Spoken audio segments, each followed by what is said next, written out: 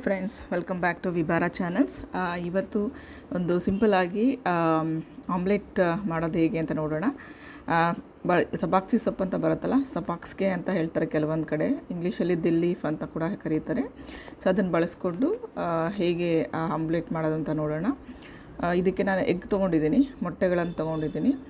ಆಮೇಲೆ ನೋಡ್ತಾ ಇರ್ಬೋದು, ಸ್ವಲ್ಪ ಈರುಳ್ಳಿಯನ್ನು ಸಣ್ಣದಾಗಿ ಕಟ್ ಮಾಡ್ಕೊಂಡಿದ್ದೀನಿ. ಸ್ವಲ್ಪ ಚಿಕ್ಕದಾಗಿ ಕಟ್ ಮಾಡಿಕೊಂಡ್ರೆ ಚೆನ್ನಾಗಿರುತ್ತೆ. ಆಮೇಲೆ ನೆಕ್ಸ್ಟು ನಾನು ದಿಲ್ ಲೀಫ್ ನೋಡ್ತಾ ಇರ್ಬೋದಲ್ಲ, ದಿಲ್ ಲೀಫ್ ತೊಗೊಂಡಿದ್ದೀನಿ. ಅಂದರೆ ಸಬಾಕ್ಸ್ಗೆ ಸೊಪ್ಪು ತೊಗೊಂಡು ಅದು ಸ್ವಲ್ಪ ಸಣ್ಣದಾಗಿ ಹೆಚ್ಕೊಂಡಿದ್ದೀನಿ. ಮತ್ತು ಕೊತ್ತಂಬರಿ ಸೊಪ್ಪು, ಅದಕ್ಕೆ ನಾನು ಸ್ವಲ್ಪ ಹಚ್ಚು ಮೆಣಸಿನ ಖಾರದ ಪುಡಿ ಅಂತ ಕರೀತಾರಲ್ಲ, ಚಿಲ್ಲಿ ಪೌಡರ್, ಅದನ್ನು ಹಾಕ್ತಾಯಿದ್ದೀನಿ. ಮತ್ತು ಸ್ವಲ್ಪ ಸಾಲ್ಟ್ ಹಾಕ್ತಾಯಿದ್ದೀನಿ. ಸೊ ಇದೆಲ್ಲ ಹಾಕಿದ್ಮೇಲೆ ನೀಟಾಗಿ ಚೆನ್ನಾಗಿ ಮಿಕ್ಸ್ ಮಾಡ್ಕೋಬೇಕು. ಇಲ್ಲಾಂದರೆ ಅದು ಹಾಗಾಗಿ ಉಪ್ಪು ಒಂದು ಕಡೆ ಇಲ್ಲ ಖಾರ ಒಂದು ಕಡೆ ಸೇರ್ಕೊಂಡ್ಬಿಡುತ್ತೆ. ಸೊ ಹಾಗಾಗಿ ಫಸ್ಟು ಇದೆಲ್ಲ ನೀಟಾಗಿ ನಾವು ಮಿಕ್ಸ್ ಮಾಡ್ಕೋಬೇಕು. ಚೆನ್ನಾಗಿ ಮಿಕ್ಸ್ ಮಾಡ್ಕೊಂಡಾದಮೇಲೆ ನಾವು ಮೊಟ್ಟೆಗಳನ್ನು ಹಾಕೋಬೇಕು.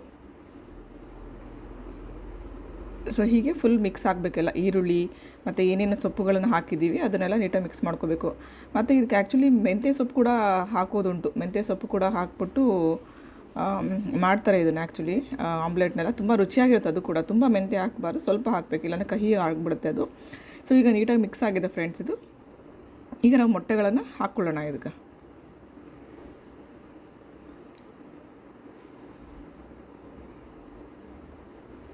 ಆ್ಯಕ್ಚುಲಿ ನನ್ನ ಮಗಳಿಗೆ ಕೊಟ್ಟಿದ್ದೆ ಮೊಟ್ಟೆ ಇದು ಮಾಡಲಿಕ್ಕೆ, ಅವಳು ಮಾಡ್ತಾಯಿದ್ದಾಳೆ. ಸೊ ಈ ಮೊಟ್ಟೆಗಳನ್ನೆಲ್ಲ ಹಾಕಿದ್ದೀನಿ ಈಗ. ಸೊ ಈಗ ಚೆನ್ನಾಗಿ ಮತ್ತೆ ಮಿಕ್ಸ್ ಮಾಡ್ಕೋಬೇಕು ಇದನ್ನು. ಪುನಃ ಚೆನ್ನಾಗಿ ಮಿಕ್ಸ್ ಮಾಡಿಕೊಂಡಾಗ ಮಾತ್ರ ಆಮ್ಲೆಟ್ಗಳು ಪಫ್ ಆಗಿ ಥರ, ಅಂದರೆ ಪ್ಲಫಿ ಥರ ಚೆನ್ನಾಗಿ ಬರುತ್ತೆ ನೋಡಿ. ಈ ಥರ ಮಿಕ್ಸ್ ಆಗಬೇಕು ನೀಟಾಗಿ. ಎಲ್ಲೂ ಒಂಥರ ಎಲ್ಲೋ ಇಷ್ಟು ಥರ ಕಂಪ್ಲೀಟಾಗಿ ಎಲ್ಲೋ ಒಂದು ಕಡೆ ಅಥವಾ ವೈಟ್ ಒಂದು ಕಡೆ ಸೇರಿಕೊಂಡಿಲ್ಲ, ಎಲ್ಲ ನೀಟಾಗಿ ಮಿಕ್ಸ್ ಆಗಿರೋದ್ರಿಂದ ತುಂಬ ಚೆನ್ನಾಗಿ ಕಾಣಿಸ್ತಾ ಇದೆ, ಶೈನಿಯಾಗಿ. ಸೊ ಈಗ ಇದು ಆಮ್ಲೆಟ್ ಮಾಡಲಿಕ್ಕೆ ರೆಡಿಯಾಗಿದೆ.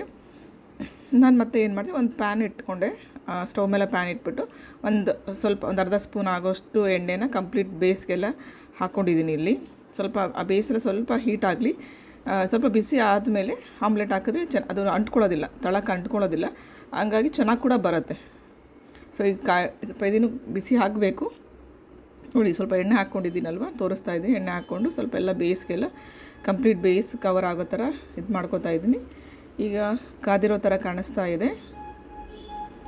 ಸೊ ಈಗ ನಾವೇನು ಬ್ಯಾಟರ್ ರೆಡಿ ಮಾಡಿರ್ತೀವಲ್ಲ, ಎಗ್ ಬ್ಯಾಟರ್, ಆನಿಯನ್ ಎಲ್ಲ ಹಾಕ್ಬಿಟ್ಟು, ಸೊ ಆ ಎಗ್ ಬ್ಯಾಟರ್ನ ಇನ್ನೂ ಸ್ವಲ್ಪ ನೀಟಾಗಿ ಮಿಕ್ಸ್ ಮಾಡಿಕೊಂಡು ಇಲ್ಲಿ ಹಾಕ್ತಾಯಿದ್ದೀನಿ ನಾನು. ನೋಡಿ ಕಾಣಿಸ್ತಾ ಇದೆ ಅಲ್ವಾ? ಹಾಕ್ಬಿಟ್ಟು ಎಲ್ಲ ನೀಟಾಗಿ ಸ್ಪ್ರೆಡ್ ಮಾಡಿ, ಕಂಪ್ಲೀಟ್ ಬೇಸ್ಗೆ ನೀಟಾಗಿ ಸ್ಪ್ರೆಡ್ ಮಾಡಬೇಕು. ನೋಡಿ ಎಷ್ಟು ಚೆನ್ನಾಗಿ ಕಾಣಿಸ್ತಾ ಇದೆ. ಆ ಸಪಾಕ್ಸ್ಗೆ, ಆ ಈರುಳ್ಳಿ ಮತ್ತು ಆ ಕೊರಿಯಾಂಡರ್ ಲೀಫ್, ಕೊತ್ತಂಬರಿ ಸೊಪ್ಪು ಎಲ್ಲ ತುಂಬ ಚೆನ್ನಾಗಿ ಕಾಣಿಸ್ತಾ ಇದೆ ನೋಡೋಕ್ಕೆ. ತಿನ್ನಲಿಕ್ಕೂ ಕೂಡ ತುಂಬ ಟೇಸ್ಟ್ ಆಗಿರುತ್ತೆ. ಸೊ ನಾವೀಗ ಏನಾದರೂ ಈಗ ನಾನ್ ವೆಜ್ ಅಥವಾ ನಾನ್ ವೆಜ್ ಮಾಡಿದ್ರೆ ಮನೆಯಲ್ಲಿ ಬರೀ ನಾನ್ ವೆಜ್ಜೇ ತಿಂತೀವಿ, ಹಾಗಾಗಬಾರ್ದು. ಅದ್ರ ಜೊತೆ ಅಷ್ಟೇ ವೆಜ್ ಕೂಡ ಸೇರಿಸ್ಕೊಂಡು ತಿಂದರೆ ಆರೋಗ್ಯಕ್ಕೆ ಕೂಡ ತುಂಬ ಒಳ್ಳೆಯದಾಗಿರುತ್ತೆ. ಈಗ ಬೇರೆ ಕಂಟ್ರಿಗಳೆಲ್ಲ ನೋಡ್ಬೋದು, ಸಲಾಡ್ ಅಂತ ಎಲ್ಲ ಮಾಡಿದ್ರೆ ನಾನ್ ವೆಜ್ ಜೊತೆ ಅಷ್ಟೇ ವೆಜ್ ಕೂಡ ತಿಂತಾರೆ. ಹಾಗಾಗಿ ನಮಗಿಂತಲೂ ಹೆಚ್ಚಿನ ಒಂದು ಪೌಷ್ಟಿಕಾಂಶ ಮತ್ತು ಹೆಲ್ದಿಯಾಗಿ ಕೂಡ ಕಾಣಿಸ್ತಾರೆ ಅವರು. ನಾವು ಈ ಕಡೆ ನಮ್ಮ ಇದರಲ್ಲಿ ಏನಂತ ಹೇಳಿದ್ರೆ ನಾನ್ ವೆಜ್ ಅಂದರೆ ಬರೀ ಕಂಪ್ಲೀಟ್ ನಾನ್ ವೆಜ್ಜೇ ತಿಂತೀವಿ. ಹಾಗೆ ಆ ಫ್ರೆಂಡ್ ನೋಡ್ಬೋದು. ಈಗ ಮತ್ತೆ ತಿರುಗಿ ಹಾಕಿದ್ದೀನಿ, ಅದು ಚೆನ್ನಾಗಿ ಬೇಯ್ಕೊಳ್ಳಿ ಅಂತ ಹೇಳ್ಬಿಟ್ಟು. ಇನ್ನೊಂದು ಕಡೆ